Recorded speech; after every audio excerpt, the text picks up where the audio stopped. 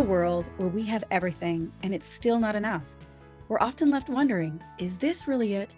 Deep inside, you know there's more to life. You're ready to leave behind the old push your way through and claim the deeper, more meaningful life that's calling you. That's what we invite you to explore with us. We're your hosts, Stephanie Allen and Maren and Stephanie. And this is the Soulful Leader Podcast. Yay! Hi, welcome to the Soulful Leaders. This is Stephanie, and I'm here with Maren, and we're continuing on this journey of inner mastery and another component of what inner mastery even means. And looking at another level of calling resiliency. You know, and I think a lot of us think of being resilient. You know, I come from a background of the stiff upper lip kind of individuals in my family, of like, when someone's passing, when someone's dying, you know, don't you cry, you've got to be strong. Or we get kind of awarded for being able to walk through the fire and not feel a thing. And I'm going to tell you, that's not resiliency. That's just willfulness. And it's also disassociating from what we're really feeling. So I kind of want to start with what resilience isn't. And it isn't just about head down, butt up, go through it. There's another higher version of it, for me, at least what I'm seeing. Like, I know Brené Brown has talked a lot about vulnerability and has totally recoined our inner narrative of what that means. And I think that is so awesome, because to be vulnerable, to be real, to be honest, to feel takes tremendous amount of courage. We tend to think that is weakness when actually it's strength. And to me, that's resiliency. It's like to be able to be self-aware enough to go, ooh, this is really hard. I'm hurting. And I know I still need to take an action. I still need to show up and do things. And I want to bring the best of myself forward. And I'm also a real human being too. So it's having that inner space to be present to both. So I love that you're bringing up the emotional side of us when we talk about resilience, because I do think that there's this history that true strength is not dealing with any of that, right? It's saying I'm bigger than that. And that does not, you use the word human, like our true humanity.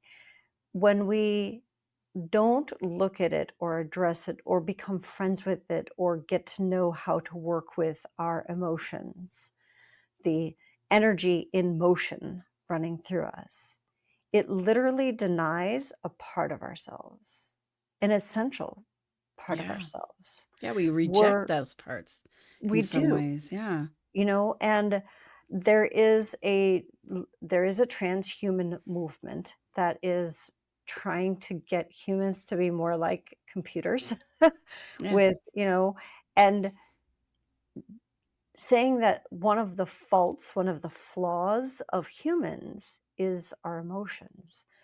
And I'm of a different opinion than that. I think it's one of our greatest assets. And it is what separates us from computers and what makes us able to have compassion and empathy and like all these magnificent things. I think it's one of our biggest strengths. And it becomes a liability only when we don't start to look at it or value it. And I think when we reject it, like we push it away, is when it comes back with its rear of ugly head. And it you know, it's like, and then it becomes really messy, rather than being able to acknowledge it and go, you know, there's a part of me that's really having a hard time, and I need some help. To me, that's resiliency. It's like be able to have that space to look at it all, and also welcome, like to be inclusive to all the parts within yourself that are going on. And it's like you can create a downward spiral of, I won't look at it, I won't address it, So it gets worse, and then I don't like it anymore, and I like it even less, and so it gets worse, and it just woo, right? Hmm. Or we can create an upward spiral, and that upward spiral is resilience, because I'm willing to look at it, and then it doesn't hurt so much, and then I Hmm. understand a little bit better about myself and somebody else, and the inclusiveness within ourselves, then it bubbles over to inclusiveness of other people and situations. And it's like, oh, there's this, it's working with the world completely. I almost said dealing with, and it's not dealing with, because that's at this transactional level. It's just Hmm. like, I have to deal with this, and I don't want to deal with it. I want to, like, revel in it, and play with it, and all of this juiciness and goodness that is our right as humans, which computers don't have. And so how do we do that? We have to actually go through it. And that's what I think Yeah. I'm hearing you say is, like, let's go through it and find the treasure in it. We just talked about that in the last podcast. Like, we're Mhm. sitting on freaking buried treasure and we don't even know it. Yeah, we're walking around begging and hungry for all this stuff, and it's right beneath our feet. It's Yeah. right inside our hearts, actually. And Yeah. I even look at that resilience of, I keep seeing silence in that word. Like, it's just like Mm. re-silence. And it's like, do we make space to just listen? Mm. It's like, I have friends of mine who go out and hike, and they go like, yeah, that's my meditation. I go out into the nature and I garden, or I go for a hike in the woods. And I'm like, and do you make space for just silence with that time? Just being. That is a practice. I And to think me, that's what creates, like, that silence then allows that space for things to start to come up and then to dissipate, to yeah. move. I know I am one of those people who gardens. I also walk in the woods. And I have a couple of different processes with that. Sometimes I'll use that time to listen to podcasts and reflect and that type of thing. And more often, I'm just with the plants. I'm with the soil. I'm in the silence and listening to the little bugs crawling on my feet, and I mean, the stuff that's out there, and the joy of it. So that is a practice that I do, and it's done intentionally, not just to get a plant in the ground. It's more than that. It's time for me. It's that silent time for me. I also have my own meditation practices and spiritual practices that I do every morning and every night. So that's in addition to Hmm. and it does take practice. So looking at where are the places in your lives where you make space for silence, to listen and not judge. That's the biggest thing.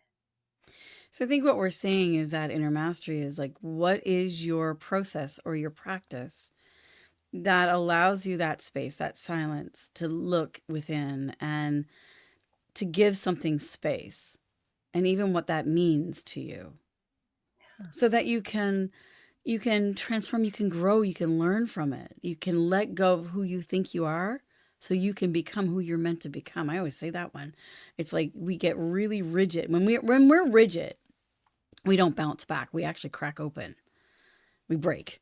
And so that whole idea of resiliency is also about bouncing back. And I don't necessarily think about bouncing back is a good thing. It's like sometimes we just feel like a bouncing ball and we're all over the place. But it's like you want to have a little bit of softness. That softness that you don't break, but that you can absorb, but also transform it. Because we want to observe it, not necessarily take it all in. We can observe it and then utilize it. Like, even everybody's garbage. Like, I always think of this time of year of springtime. People are spring cleaning and they're throwing things out. And we used to we used to have this spring cleanup. And they've since stopped it. And I'm kind of sad about it because it was so much fun. Because everyone would put all of their quote unquote garbage out to the curbside. And then about dusk, people would like creep around and look at everybody else's garbage. I And it would be love that. so funny because there'd be like people kind of creeping around and then they'd be like, quick, jump out, grab that thing, put it in the car, don't let them see us. Because we'd be stealing each other's garbage. Right. And why I say that as a resiliency thing is like sometimes what we think is coming up is our own garbage, but it's actually treasure. To Yeah. someone else sees a totally different possibility with it. They, strip it down, they repurpose it, they, change a couple things on it, and all of a sudden it becomes gold. And I think we throw out ourselves a lot. Yeah. And that's that black and white thinking or that rigidity thinking that does not make us resilient. That head down, keep going, make it happen. Like, what if we could have a little space where we can say, okay, let's air this out. Let's bring the garbage out to the curb. And let's allow ourselves to maybe look at it from a different perspective. I think that most of the time, because we take our gifts for granted. So the thing that you do most naturally is oftentimes the thing that you least value. And you assume that everybody else can do it. There's no value in it because it comes so naturally to you that you're like, I can't make money doing that. Everybody, like we have this assumption that if it comes that easily to us, it comes that easily to everybody else. So your metaphor of like putting our trash out, I think so often the trash that we put out is our golden gifts. And to have Mm-hmm. somebody else look at that from this place of like, oh, that's amazing. That's like, that alone would be just, I wish we could do that exercise, your garbage exercise, but everybody actually, instead of creeping around, don't let anyone see me stealing this trash, right? Of like, hey, that's really cool. What is that? So that we get to actually hear that somebody else values and go, oh, that's an opportunity to look at that differently. Because you had mentioned that having some of that softness keeps us from, breaking open. If you don't have the softness, you break open.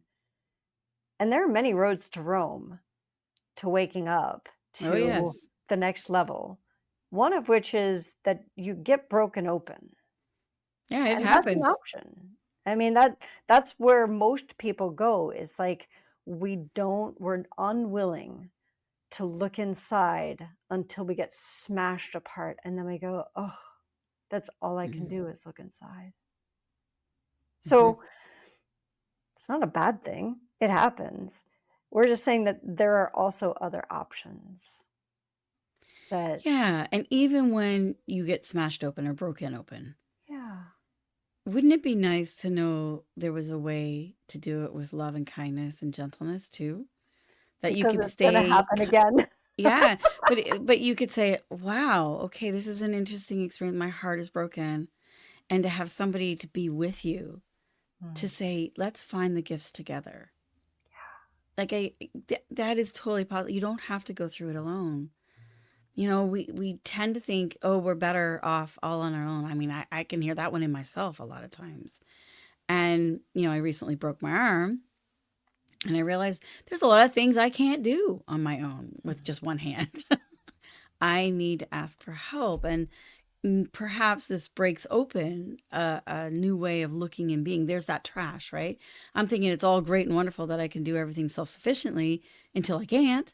Mm. And instead of allowing my body to break, what if I can let my ego to break? And Mm. I really think resiliency is softening the ego because it's the ego that we get so identified with. And I use the acronym of ego as edging good out. It's like, I got this all figured out. I don't need anybody else. It's all good. I don't need help until we do. Right. Until we do. And that's the resiliency. Like things will come better. And I think, having that paradigm too, it's like, we tend to think, why is this happening to me? Instead of why, Mm. maybe it's happening for you. Maybe it's a clean break that you're allowing yourself to have a whole new way of being, that it's opening up for something that you wouldn't have otherwise been ready for. I love that shift of question whenever I do that, that's a regular practice of mine. Whenever I get into my own drama, is okay. I just stop and go, okay, how is this happening for me? Yeah. Such a shift of mindset of like everything. And I think that concept, shifting your mindset, has become so common that we don't appreciate what it actually does. When we shift our mindset, entirely different possibilities show up for us. Hmm. So, just recently, I was planning to take a trip, and I had a bunch of stuff to get done before I went.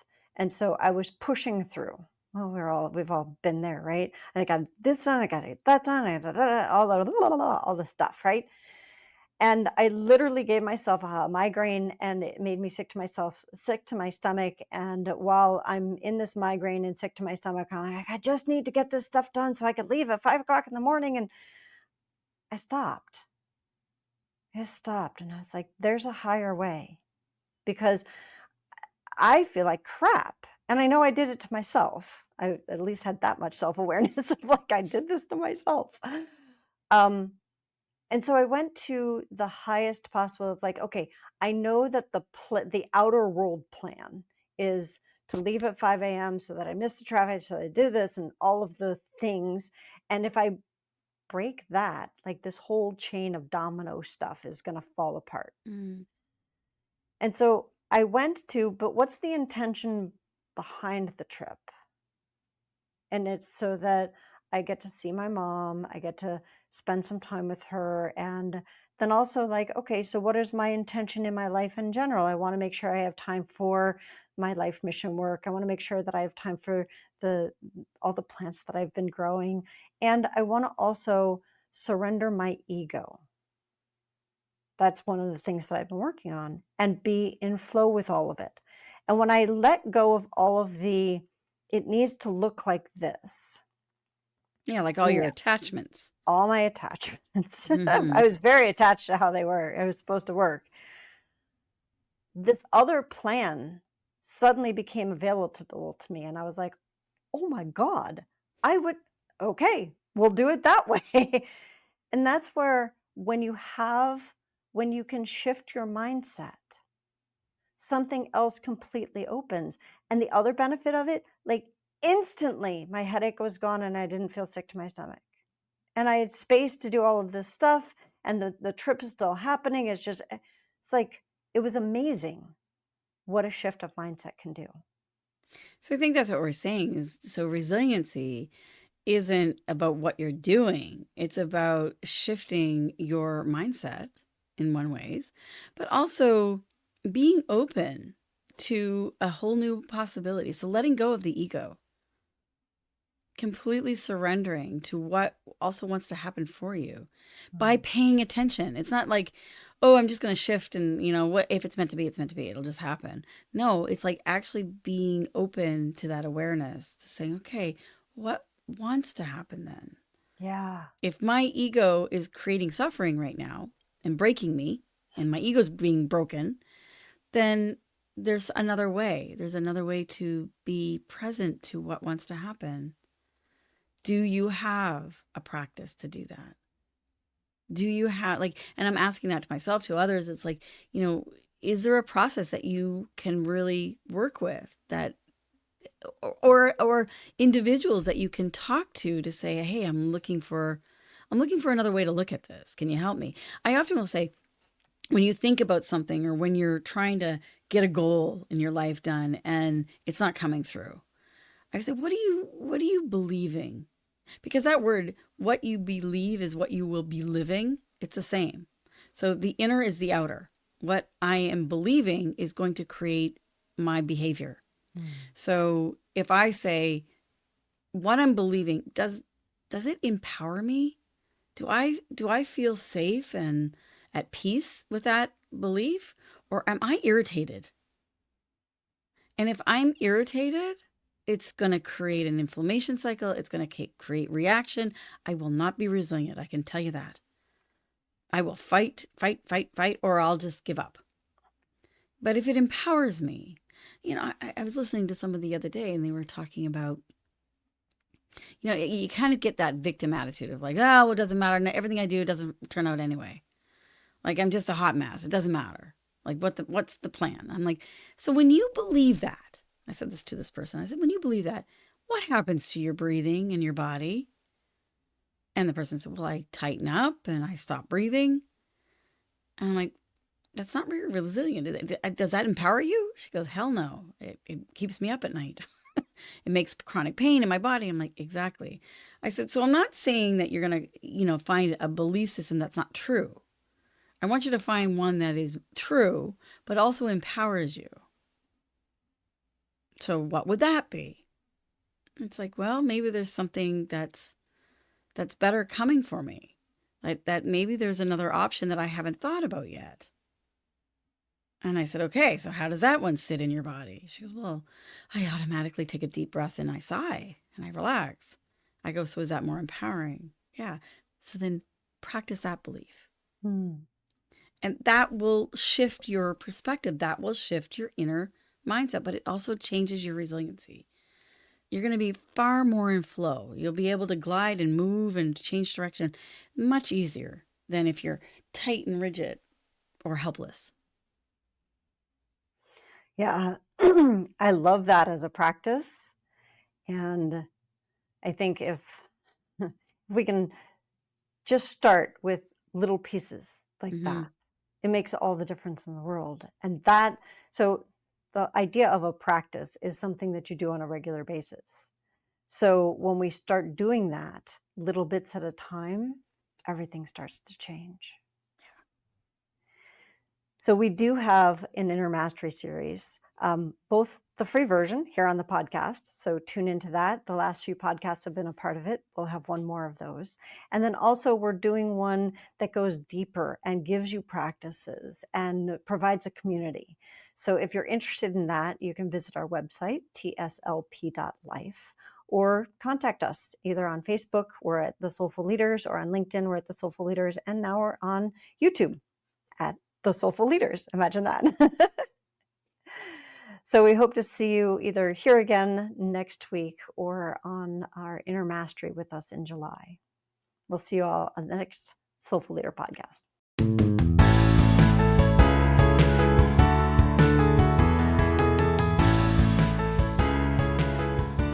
And that wraps up another episode of the Soulful Leader podcast with your host, Stephanie Allen and Maren and Stephanie. Thank you for listening. If you'd like to dive deeper, head over to our website at thesoulfulleaderpodcast.com. Until next time.